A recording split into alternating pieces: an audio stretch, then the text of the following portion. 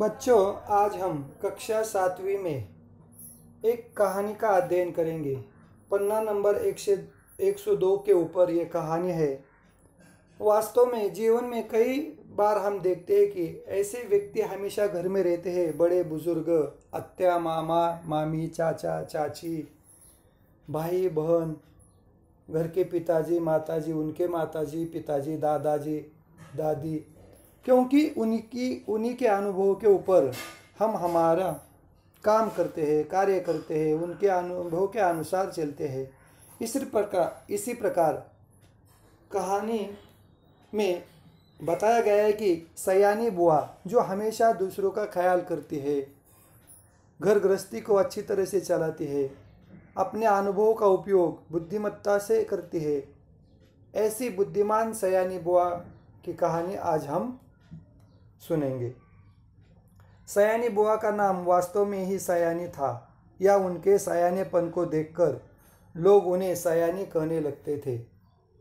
तो मैं आज भी नहीं जानती, परंतु इतना अवश्य कहूँगी कि जिसने भी उनका यह नाम रखा है वह अवश्य नामकरण विद्या का पारखी होगा। विद्या यानी होशियार, जिनको नामकरण, नामों के बारे में जो विद्या होती है ना, उसके बारे में जानकारी हो। पारखी यानी गुण दोषों को परखने वाला। जैसे सुनार क्या करता है, सोने के गुण दोषों को देखकर कसौटी पर परखता है।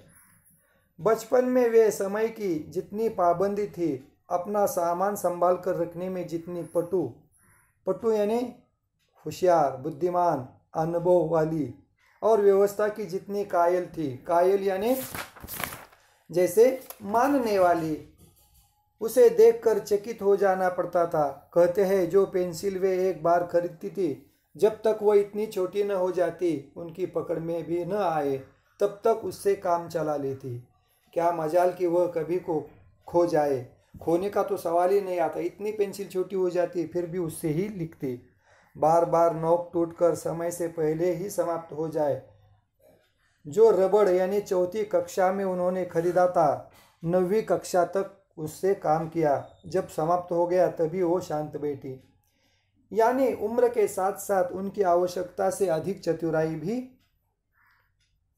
प्रौढ़ता धारण करती गई।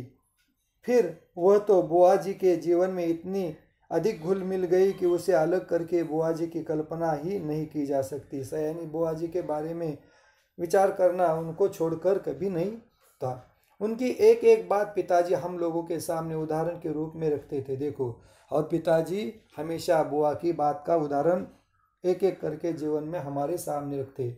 सुनकर हम भी खैर मनाते करते। भगवान करे वे ससुराल में ही रहा करे। और इसके वजह से बुआ हमेशा दूसरों को सिखाती थी, समझाती थी। ये इसका उदाहरण पिताजी हमारे सामने रखते थे, लेकिन ये हमें ठीक नहीं लगता था, और हम हमेशा चाहते थे कि बुआ हमेशा उनकी ससुराल में ही रहे। जैसे अस्त व्यस्त और अव्यवस्थित जनों का तो जीना ही दूभर हो गया। जो अस्त व्यस्त सामान इधर उधर रखता था, ऐसे इधर उधर घूमता था, उनका तो जीना दूभर हो गया था। दूभर होना यानी वो बुआ को अच्छा नहीं लगता था। ऐसी ही सयानी बुआ के पास जाकर पढ़ने का प्रस्ताव जब मेरे सामने रखा गया, तो कल्पना कीजिए मुझ पर क्या बीती होगी। जब एक बार मुझे घर की वजह से सयानी बुआ के यहाँ जाकर पढ़ने का प्रस्ताव आया, तो मुझे ठीक नहीं लगा। मुझ पर क्या बीती होगी। मैंने साफ इनकार कर दिया कि मुझे आगे पढ़ना ही नहीं। किंतु पिताजी मेरी पढ़ाई के विषय में इतने सतर्क थे कि उन्होंने समझाकर, डांटकर, प्यार दुलार से मुझे राजी कर लिया। पिताजी ने कभी समझाकर, डांटकर मुझे सयानी बुआ के यहाँ जाने के लिए राजी कर दिया। सच में राजी तो क्या कर लिया, समझिए अपनी इच्छा पूरी करने के लिए।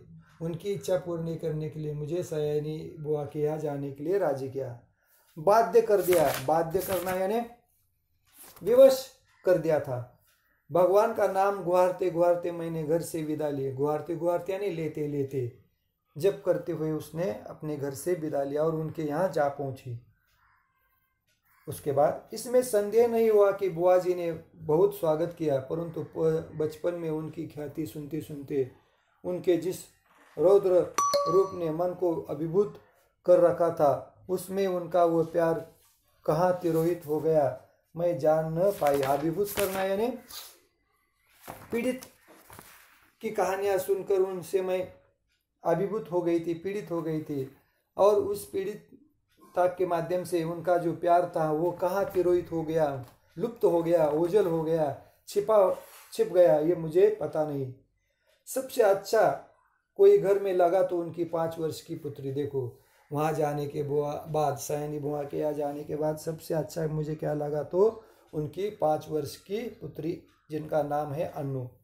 मैंने देखा कि परिवार के सभी लोगों पर एक विचित्र आतंक सा छाया है। सब पर मानो बुआ जी का व्यक्तित्व हावी हो गया। हावी होना यानी उसका प्रभाव रहना, दबदबा रहना। सारा काम वहाँ इतनी व्यवस्था से होता जब जैसे सब मशीनें हो जो कायदे में बंदी बिना रुकावट अपना काम किया करती। जैसे मशीन काम करती ना नियमों के अनुसार, उसी प्रकार घर के हर लोग मशीन की तरह सयानी बुआ की वजह से काम करते बंधे हुए होते, और वो भी बिना रुकावट के। ठीक 5 बजे सब लोग उठ जाते, फिर 1 घंटा बाहर मैदान में टहलता होता। देखो सब ठीक 5 बजे उठते, फिर उसके बाद 1 घंटा मैदान पर टहलना होता है, यानी घूमना। उसके बाद चाय दूध होता। उसके बाद अन्नू को पढ़ने के लिए बैठाना पड़ता था। उसके बाद अन्नू को पढ़ाने के लिए बैठा, चाय दूध होने के बाद उसके बाद अन्नू को पढ़ने के लिए बैठना पड़ता था। भाई साहब भी तब अखबार पढ़ते और ऑफिस की फाइलें आदि देखा करते। भाई साहब भी उस वक्त क्या करते, अखबार पढ़ने के बाद ऑफिस की जो उनका काम था फाइलें देखा करते थे। 9 बजे ही नहाना शुरू होता, और दिन के 9 बजे नहाना शुरू होता। जो कपड़े बुआ जी निकाल दे, देखो 9 बजे नहाना शुरू होता, और जो कपड़े बुआ जी निकाल दे वही पहनने होते।